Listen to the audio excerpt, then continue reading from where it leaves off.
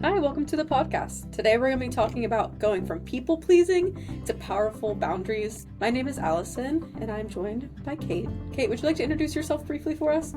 I am a trauma therapist at Living Stones Counseling Services, and I love talking about things related to therapy and how we can grow.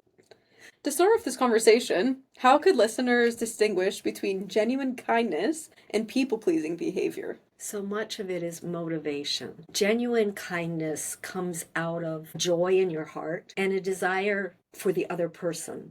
Whereas people pleasing comes from need to make this person happy for me to feel okay. That's huge. Yeah. And you're doing it for yourself, not out of the goodness of your heart.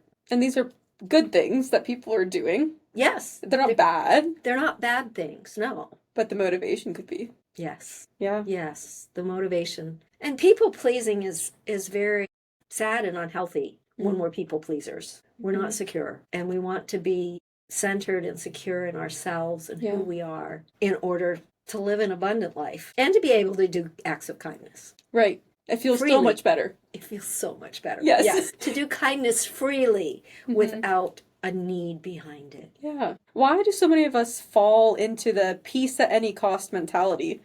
And what's the emotional toll? I think we fall into that because we're afraid of how people are going to react. We're afraid of people not liking us if we stand up for something that's different. If we truly stand up for what's true for us, we're afraid that people will get angry at us. We're afraid of their anger. We feel like anger is dangerous, so we want peace at any cost. But it is a big toll. It is a big emotional toll because you lose yourself when you're people pleasing. You're doing what the other person wants, not what's in your heart that feels right. Would you say there's any life experiences that would cause someone to be more going towards the direction of being a people pleaser? Absolutely. When you have not been respected, when you have not been valued, if you struggle with self-worth, you please people because you're afraid they're not going to value you. Trauma is a part of it. Like a car accident wouldn't necessarily cause you to be a people pleaser, but abuse would, especially sexual abuse. Really? Yes, because you've been used. So it just becomes almost like a normal feeling. Yes. I think about people that are raised in chaotic situations, chaotic homes. Yes. How people pleasing might feel like, or doing this peace at any cost, might feel like they're gaining control. Yes. Yes. You're right. Yeah. And really they're losing their own feelings. Self. Yeah, their self. Yes. Yeah.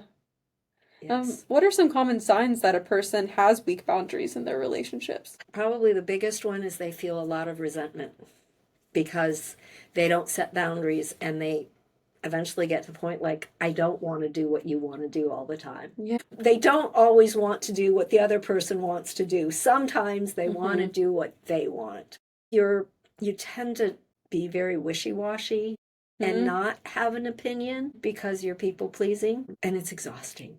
You become very tired because you're always doing for others, not caring for yourself, not nurturing and strengthening who God created you to be. People pleasers get exhausted. Exhausted and resentful. I think of how I've seen that resentment turn into cutting people out of your life. So you've always been people pleasing, you're always doing what the other person wants, and then you end up just cutting people off. Because you can't do it anymore. Meanwhile, you've never communicated your needs. Right.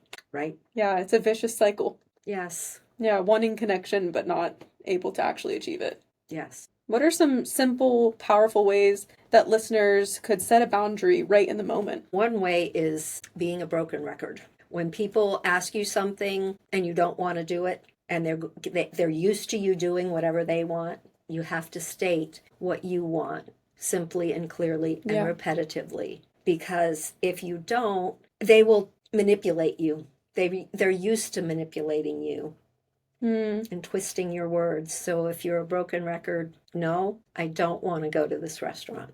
Yeah. No, I don't want to go to this restaurant. No, I don't want to share a meal with you. I'm a people pleaser in recovery, and I learned a powerful statement. Someone told me that no is a sentence. Yes. I always felt like I had to explain why I was saying no. Yes. And I could just say no. And it loses its strength. Yes, when you explain it.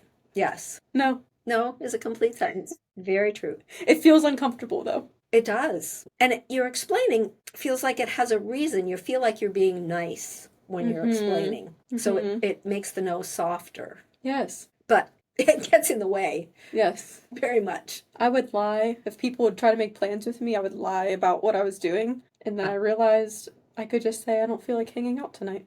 That's it. Yes. Yay. So just say no. Just say no. And if you have to say it a few times, be a broken record. Yep. Yeah. It's easy. It really is. It really can be easy. It's just so uncomfortable. How do you handle the guilt or fear of making others angry when you start saying no? You get support. Yeah. For people that want you to say no. I congratulate you when you say no. Yes. Because it is hard to deal with the guilt and the anger. And part of that is also becoming strong in yourself and knowing I matter. And what I want matters. I don't want to hang out tonight is valid. And you have reasons for that. And you get to use your time how you want to use it, not how everybody else wants you to use it. You made me think about, of course, I'm tying it back to childhood because that's what all therapists do. But if you're raised in a home where you don't have say, how that can translate into people pleasing as an adult. Yes, very much so. Yeah. When you don't have a voice in your family. So saying no is prohibited when it comes to your schedule and your time. Yeah. Yeah, being an adult and learning that you set your own schedule now. Yes. It can be uncomfortable, though. It feels awkward and foreign, but freeing. Should you say something to a person if you know that you've made them angry with your boundary? There are definitely some times when you shouldn't. You let them be in their own feelings. That depends on the relationship you have. If the person wants you to grow and wants you to be your best self, it's appropriate to tell them. To explain, hey, I'm learning how to say no. Yeah. I'm learning to have boundaries. Yeah. And they should welcome it. But some people don't deserve that. Yeah, that's true. So for some people, some relationships, just saying no is okay, even if they're mad or upset. Yep. But yeah, relationships that you want to grow, you want their support. Yes. Maybe saying, I've noticed that you get upset when I set a boundary with you, acknowledging what's already there. Yes. Yeah. And being able to have a conversation about it and let them have their feelings. Yeah. Because being angry isn't wrong. It's just a feeling. Feelings aren't right or wrong. I used to feel like there was an expectation for me to be a people pleaser. So then I felt like when I set boundaries, those closest to me were a little shocked. How would you deal with that response? I'm learning how to set boundaries and to honor myself. I like that. I'm honoring myself. Yes. What should someone do when their newly set boundaries are ignored or disrespected? That goes back to the broken record. Yep. Say it again. Say it again. Kindly, gently, but say it again because it's going to take a while for the people around you to get it. Yeah.